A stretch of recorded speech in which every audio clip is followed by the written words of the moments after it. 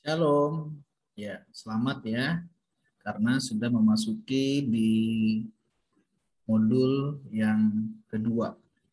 Modul adalah suplemen yang kita berikan kepada peserta untuk kita bisa memahami lebih dalam.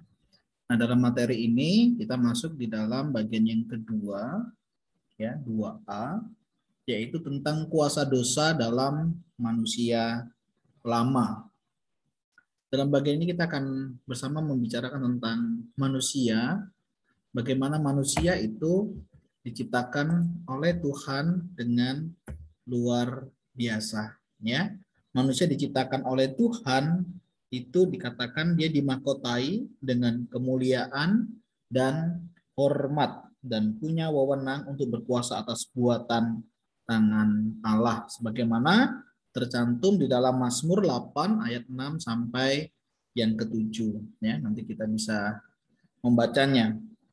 Nah, namun manusia yang Tuhan berkati ini yang penuh dengan kemuliaan dan hormat itu ternyata juga adalah manusia yang berdosa, ya. Jadi manusia itu jatuh di dalam dosa. Nah, dosa itu yang membuat manusia akhirnya jauh dari Allah. Nah, manusia telah berdosa begitu dalam sehingga hati ya sebagai akar dari keberadaan manusia, pusat kehidupan manusia yang mengarah kepada Allah sudah terusakkan oleh dosa sehingga mereka harus keluar ya. Kalau kita lihat ceritanya dari Taman Eden, mereka harus keluar. Nah, apa dosa manusia? Kita akan melihat jadi dalam Kejadian 6 ayat yang kelima dikatakan ketika dilihat Tuhan bahwa kejahatan manusia besar di bumi dan bahwa segala kecenderungan hatinya selalu membuahkan kejahatan semata-mata. Nah, jadi saudara, manusia yang diciptakan Allah ya, itu tadi jatuh di dalam dosa. Nah, dari dosa itu membuat manusia memiliki kecenderungan ya, hatinya selalu membuahkan kejahatan semata-mata. Masih ingat ya peristiwa waktu Nuh ya diperintahkan oleh Allah untuk membuat bahtera. Bagaimana mereka mengejek, mengolok-olok ya sehingga mereka tidak mau taat dan dengar-dengaran kepada Tuhan. Selain itu juga di dalam Yeremia 17 ayat 9 dikatakan betapa liciknya hati, ya, lebih licik daripada segala sesuatu. Hatinya sudah membatu, siapakah yang dapat mengetahuinya? Nah, saudara, ketika manusia sudah berdosa dan begitu dalam, kecenderungan hatinya yaitu hidup di dalam dosa dan melakukan dosa. Selanjutnya, saudara, dosa itu tadi membuat kita manusia itu tidak lagi memiliki kerinduan untuk datang kepada Allah. Karena sebagaimana yang kita tahu, sebab dosa adalah maut atau kematian, ya. Manusia telah mati sehingga tidak lagi memiliki kerinduan untuk mencari Allah, ya. Di mana kita lebih menaati roh dunia daripada taat kepada Allah. Nah, demikianlah kondisi manusia. Tidak ada yang benar, seorang pun tidak ada seorang pun yang berakal budi, tidak seorang pun yang mencari Allah. Rasa takut kepada Allah tidak ada pada orang itu. Nah, misalnya Roma 3 ayat 10 tertulis ya, tidak ada yang benar, seorang pun tidak.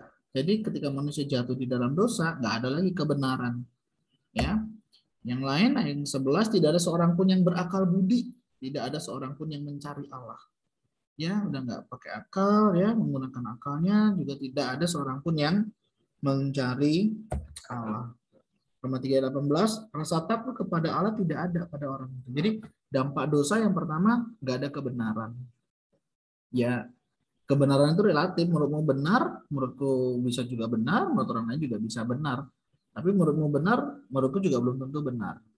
Nah, itu dampak dari dosa. Kebenaran yang benar, nah itu yang harus kita temukan.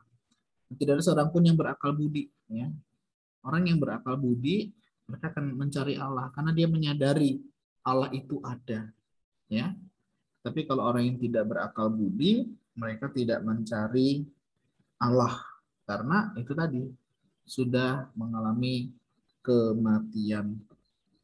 Rasa takut kepada Allah juga tidak ada pada orang itu. Ini dampak yang luar biasa, saudara, ya, sampai tidak takut kepada Allah. Nah, bersyukur kalau kita masih hari ini ya menyadari akan kebenaran firman, masih rindu mencari Allah, masih takut akan Allah. Itulah ciri kita yang sudah di nah, karena semua orang telah berbuat dosa dan telah kehilangan kemuliaan Allah. Jadi orang yang berdosa telah hilang saudara kemuliaan Allahnya.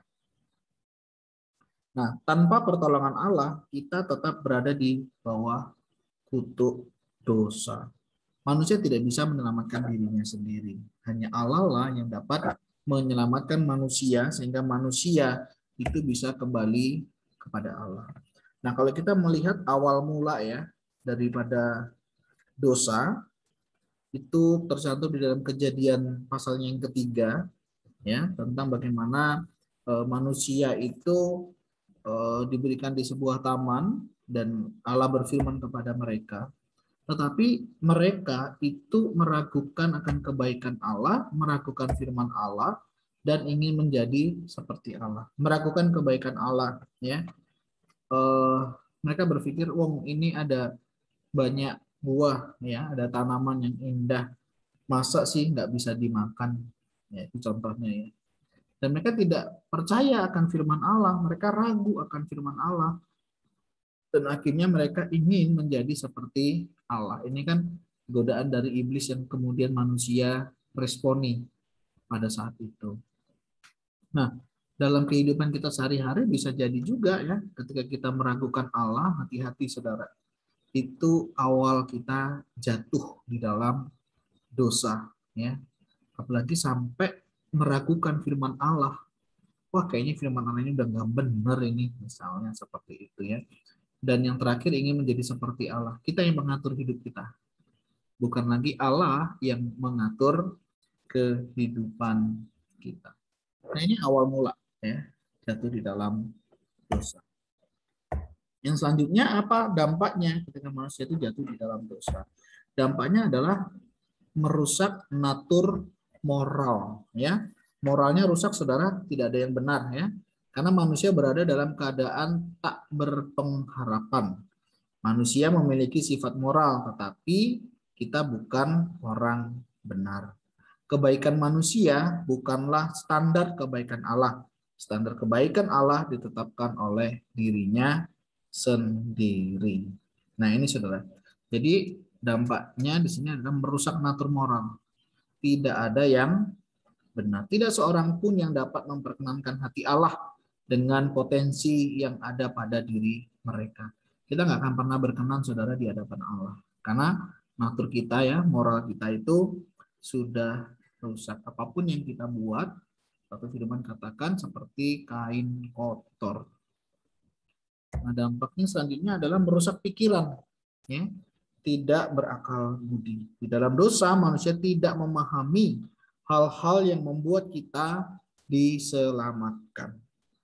Bukan manusia tidak punya hasrat pada hal-hal rohani saja atau pengetahuan dan ilmu. Banyak orang pandai di dunia, tetapi manusia seolah-olah tahu banyak tentang Allah dan hal rohani. Tetapi semua ini dari pandangan manusia. Apa yang kita butuhkan yaitu dalam masalah rohani tidak ada yang dapat memahami dan mencari Allah. Ya, karena rusak saudara pikirannya ya, tidak lagi berakal budi. Ada seorang profesor ateis dapat berbicara mengenai konsep Allah di dalam agama Kristen, tapi orang ini tidak memiliki kepercayaan. Semua itu tidak masuk akal baginya. Ia tidak bersandar kepada Allah itu. Ia tidak menaruh iman kepada pribadi Allah yang dikatakan iman Kristen. Dalam hal ini, ia bukan rohani, sebab ia tidak bersandar kepada Allah. Ini dampaknya, saudara ya. Pikiran pun jadi rusak ya, tidak ada yang berakal budi. Yang ketiga adalah merusak kehendak. Tidak ada yang mencari Allah. Ya karena sudah mati itu tadi ya, saudara. Jadi dari sejarah peradaban manusia terkenal sebenarnya makhluk religius, ya. Tetapi manusia itu mempunyai gambaran tentang seperti apa Allah itu seolah-olah menyembah Allah, padahal mereka tidak melakukannya.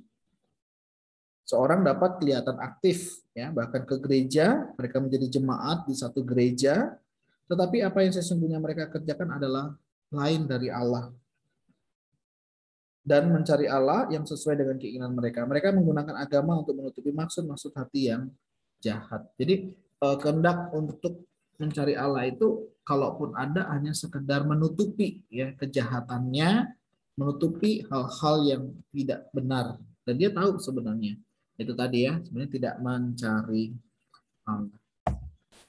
Selanjutnya, saudara, apa yang Allah lakukan ketika manusia itu tadi tidak lagi mencari Dia, kehendaknya rusak, pikirannya rusak. Yang Allah lakukan adalah Allah itu mencari manusia, ya. Dia turun dari surga menjadi manusia, bahkan seperti hamba, ya, dan taat sampai mati. Dia mencari manusia dan kita bersyukur Allah itu mencari kita. Allah yang berinisiatif, ya. Ya, kita tahu kan saudara, ketika kita sudah mati, rohani kita nggak ada kerinduan akan Allah, ya. Tetapi Allah yang hidup itu terus mencari kita, memberikan kita kembali kehidupan dan pemahaman, ya, pemahaman tentunya tentang firman Tuhan, dan Allah memberikan kita kebenaran. Kita dibenarkan, kita dilayakkan di tengah ketidaklayakan kita, sehingga kita boleh datang kepadanya. Nah, ini materi kita. Apa yang bisa kita diskusikan? Mari kita mendiskusikan. Yang pertama, saudara buatlah daftar dan sharingkan 5 hal yang menunjukkan, ya, saudara, bahwa saudara ciptaan Allah yang mulia, namun juga hina karena dosa. Nah, sebutkan saudara 5 hal, ya, yang menunjukkan saudara adalah ciptaan yang mulia. Apa aja? Kemudian 5 hal juga yang membuat kita hina karena dosa. Itu nanti dicatat, bisa didiskusikan, ya, untuk apakah benar itu yang akan menolong kita. Yang selanjutnya, sudahkah saudara mengalami perjumpaan pribadi dengan Tuhan Yesus? Ya, kalau sudah, kemudian selidiki dan tuliskan perubahan-perubahan apa yang terjadi di dalam hati, pikiran maupun tindakan saudara. Ada nggak perubahan kita, ya? Atau kita masih sama seperti manusia yang lama yang tadi, ya, nggak ada hasrat untuk mencari Allah, tidak bisa menerima kebenaran firman Allah, yang meragukan firman, ya, dan sebagainya. Yang ketiga, adakah hal yang menghalangi pertumbuhan iman saudara? Jika ada, apa yang akan saudara lakukan? Ada nggak saudara hal-hal yang selama ini menghalangi pertumbuhan kerohanian saudara?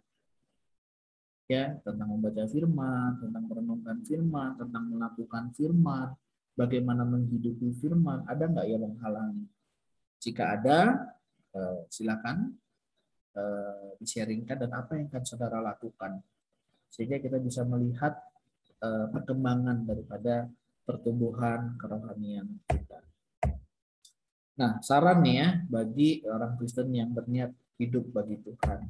Yang pertama, apabila saudara belum pernah membaca kitab suci secara keseluruhan, kita bisa memulainya sekarang. Kemudian, tentukan waktu, ya, sisihkan waktu, tentukan kitab, apa yang akan saudara baca, dan berapa pasal yang saudara akan baca setiap harinya. Yang ketiga, buatlah catatan tentang topik atau garis besar dari pembacaan saudara. Misalnya, kayak tadi kejadian 3, tentang manusia yang jatuh di dalam dosa. Apa yang membuat manusia jatuh di dalam dosa? Ya, apa yang terjadi kepada manusia setelah manusia jatuh di dalam dosa? Itu contoh. Nanti di dalam kitab-kitab yang lain, saudara juga bisa melakukan hal yang sama. Yang selanjutnya adalah catat hal-hal yang saudara tidak pahami. Ya, kadang ketika kita membaca ada hal-hal yang tidak bisa kita pahami dengan baik, ya. Nah, saudara bisa catat, kemudian saudara bisa menanyakan kepada saudara seiman atau kepada rohaniawan yang saudara bisa tanyakan. Nah, ini beberapa hal yang bisa kita lakukan untuk kita memahami materi ini, dan kiranya materi ini boleh menjadi berkat dan menolong kita. Kiranya Tuhan Yesus memberkati. Terima kasih.